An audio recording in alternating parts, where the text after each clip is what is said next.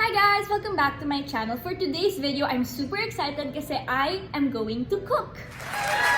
It's not gonna be like the last vlog, yung a day in my life. Ito talaga as in naka-focus lang sa cooking. I'm going to redeem myself. It's not gonna be pork chop. It's gonna be string beans, sitaw, plus ground pork, giniling, tapos oyster sauce. Ito talaga yung ginagawa ko when I am hungry. Tapos kasi sobrang bilis lang niya lutuin. Tapos ang konti lang ng ingredients. And it's super like foolproof, I swear. Wala nang masusunog dito, okay? Okay, so I'll bring you guys to the kitchen. Ay, kunin ko muna yung pantali ko. Yan, so here we are. This is the kitchen. Oh, ay, paano ba ito? As you can see, mukha naman yung dress ko, mukha lang naman na siyang apron, so whatever. Okay. So, nagtali na ako. Okay, and I'm gonna show you what I have over here. Okay, so here are my ingredients. Ito yung giniling ko. This is the soy sauce, sitaw, oyster sauce, red onion, garlic, black pepper, and this is optional. And also, please don't judge me, but this is magic sarap. Okay, nilagay ko lang dyan. Okay, so honestly, mas maganda talaga mag-vlog dun sa isang condo, but you know, they're letting me stay here, so dito na lang. Plus, okay pa rin naman yung lighting. It's just that, ito.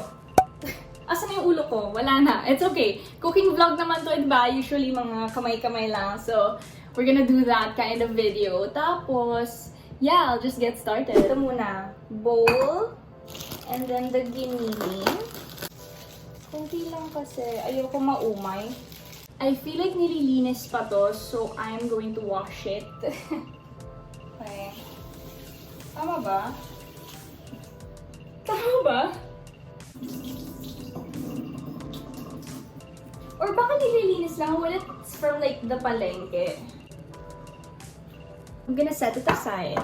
A chopping board. Just kunin ko yung bawang.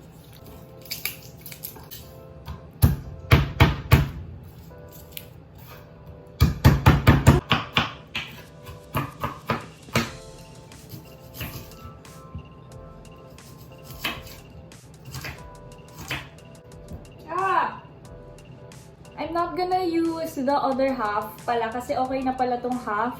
Madami na pala to. Oh my god, my eyes!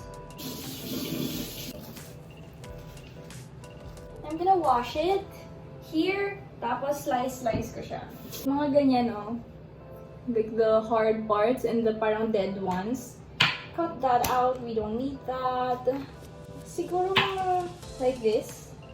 Ganito lang kahahaba. You wanna cut it this way. Or, I don't know, it really depends on you. Kasi ako, gusto ko ganyan.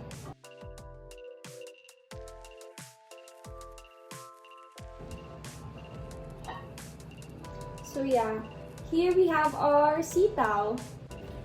Before I start cooking. So I'm gonna use this pan. And ito, non-stick also na ganito. So turn it on. Yan. Okay, 6 ulit.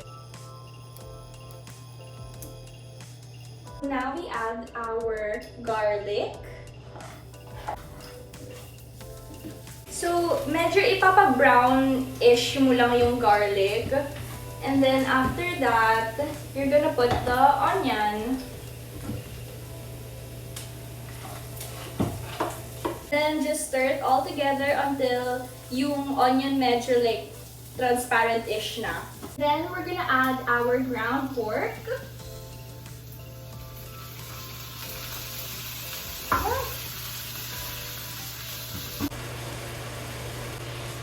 Ang sakit pa rin ang mata ko. So, once medyo dark na yung pork, lalagyan mo na siya ng oyster sauce.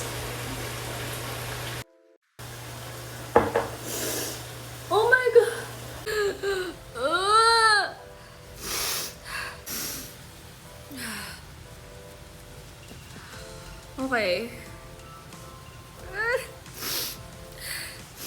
Kasi naman ang hirap magluto.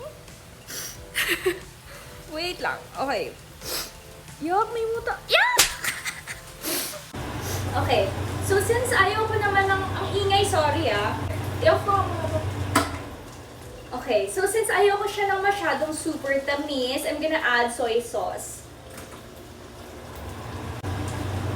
So now we add our string beans.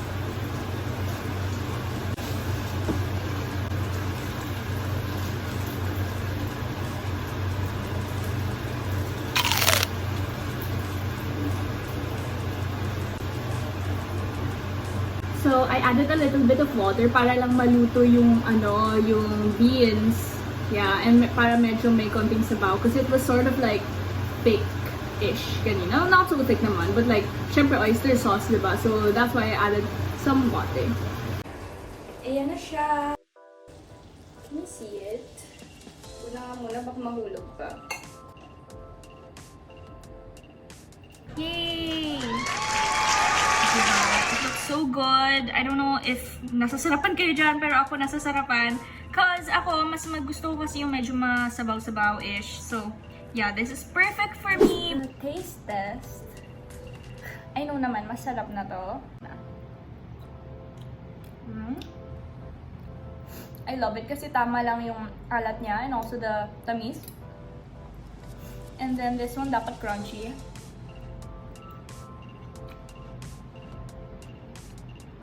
Okay. And sa rice. Ang sarap. Okay, yun lang guys. I'm gonna eat na.